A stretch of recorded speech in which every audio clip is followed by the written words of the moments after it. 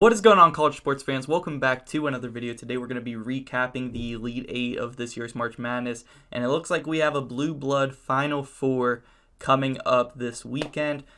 Make sure you guys subscribe if you guys are new, and turn on the bell if you want to get notifications, because this weekend I'm going to live stream the Final Four games and also the championship game. So if you want to hang out with me and watch the game with me on stream, make sure you tune in for that. We're going to have our Final Four picks and preview coming out here in a couple days as well, so make sure you guys are on the lookout for that. And yeah, guys, let's get into this recap, and then afterwards we'll see who is winning our ESPN Tournament Challenge. So let's get right into it. Our first game on Saturday was Houston versus Villanova, and I was really excited for this game, and it's kind of what I expected, maybe even less scoring than I expected. I knew it was going to be a low-scoring game with these coaches' game plans and with both these teams' defenses.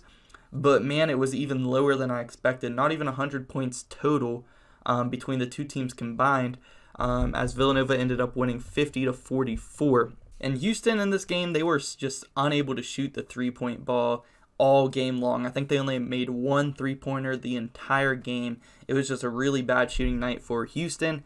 And really, Taze Moore was getting something going for Houston, as late down the stretch he was driving, getting into the paint, and getting some contested layups to fall, which kept them in the game down the stretch. Villanova was up by about 4, and some bad news for Villanova. Even though they won the game and they make the Final Four, Justin Moore tore his Achilles. I think it came out yesterday. In that game, you saw his calf pop, and that's usually what that means, is a torn Achilles. You know, it feels like you've been kicked in the back of the leg.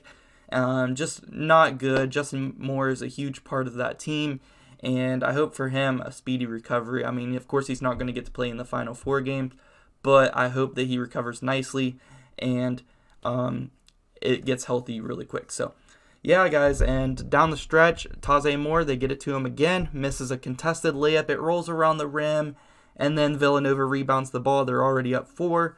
Houston fouls. They make their free throws, go up 6, 50-44, and that pretty much does it for this game. Villanova was able to pull this one out in a defensive battle.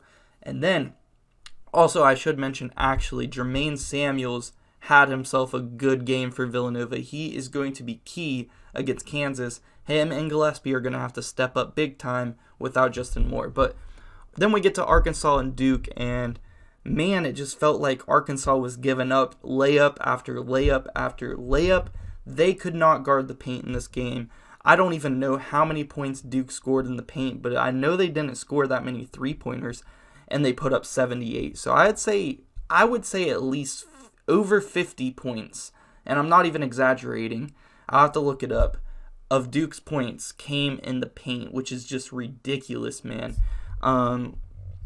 I was just super surprised because Arkansas usually has a really great defense, and Jalen Williams, he played his butt off in this game. Like, I mean, he was drawing charges early in the game. I think he drew like two charges in a row. He dunked on Paolo Banchero. I mean, he is just a huge, awesome hustle player, but he was scoring as well. And that's what he does, man. That's his role. He embraces it. He plays awesome. He played a really great game, but it just wasn't enough. They were scoring in the paint. Paolo Banchero had himself a good game. Wendell Moore Jr., they were having good games, man. And of course, Roach, he's been great all tourney long down the stretch of the games. And Duke was knocking down their free throws there late in the game, and they kept their lead comfortable down the stretch, and Duke pulled it off. Then, in our Sunday games, we had Miami and Kansas, and man, Miami came out, they were playing awesome. McGusty was hitting a bunch of threes. Obviously, Charlie Moore's leadership is great. He gets a lot of assists. And you have Isaiah Wong, who can score the ball. Sam Wardenberger, he does what he does, man. He's been playing awesome this tournament. He shoots the ball from the center position. He blocks shots. He is a great player, and we'll get to him later because that is key for what happens in the second half. But at the end of the first half, Miami goes on like I think a 9-2 run.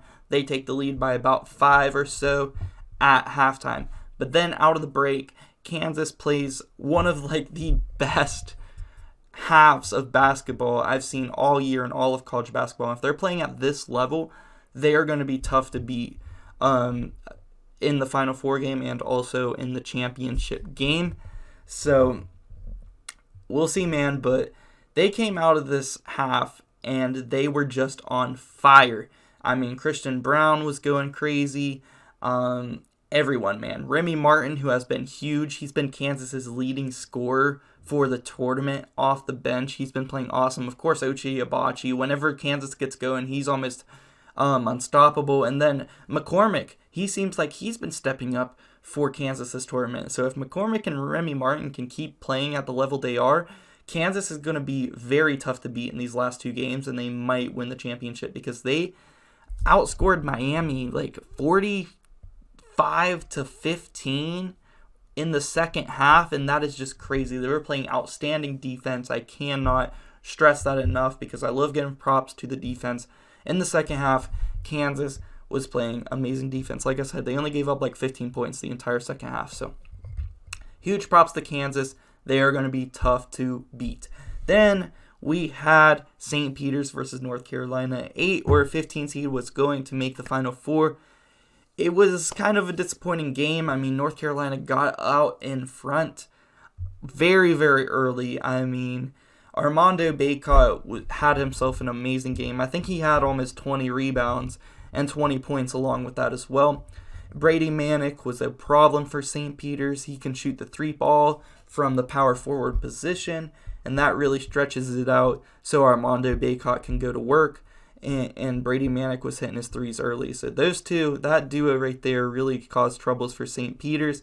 And they were the ones who really figured out this Peacocks defense. They were the first ones to do it because the Peacocks run so many different defenses, but North Carolina came out prepared for it. So I give a ton of credit towards the coaching of North Carolina. And also, like I said, Armando Bacot was awesome. The pick and roll game worked tremendously in this game, and once they got out in front, they just never looked back, and St. Peter's just could not recover. I will say that one guy for St. Peter's was blocking a ton of shots in this game, so this game could have been a whole lot uglier. I know they lost by 20 points, but they could have lost by 30 if it wasn't for him blocking a lot of those shots. So yeah, North Carolina makes the Final Four. We're going to get to see North Carolina versus Duke in the Final Four in Coach K's last season. I mean, that is just crazy that we're going to get to see that. I mean, it's going to be awesome. I'm going to have my Final Four picks out probably on Wednesday. But yeah, guys, let's get in to see who is winning our tournament challenge. You see, my percentage went up a little bit since Kansas made the Final Four. I think they're my only Final Four pick that I got correct. So we have a new leader, and that is Kansas. Yeah, I mean, he has his champion still in. He was leading, or at least in the top 3 a couple of weeks ago, but he retakes the lead as he has 3 of his 4 Final Fours in this in his bracket. I mean, that is just awesome. He has Kansas, Villanova, and Duke, and then North Carolina.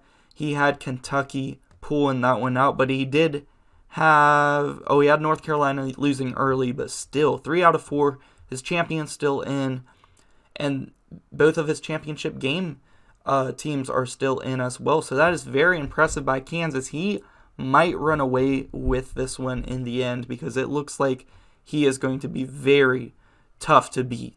We'll see who's in second and if they are close. We have Owen Jones. His champion is out. He had Arizona winning it. How many Final Fours does he have, though? He only has 1 Final Four.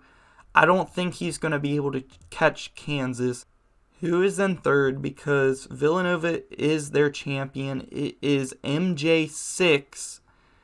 And he has Villanova, Kansas right. So he has 2 of his 4 Final Fours right. But if Villanova can beat Kansas and win the championship, he might be able to pass Kansas in the rankings. But I think that Kansas might be able to run away with this one in the end. So that is the update on the tournament challenge, guys. Let me know from these Final Fours teams who is bringing home the Natty. I'm going to have my predictions out Wednesday. Like I said, make sure you turn on the bell because we are going to be live streaming and watching the Final Four games here on the channel and also the championship game on Monday. So make sure you guys subscribe if you guys aren't already. Drop me a like. It's been your boy Danny. I'm out.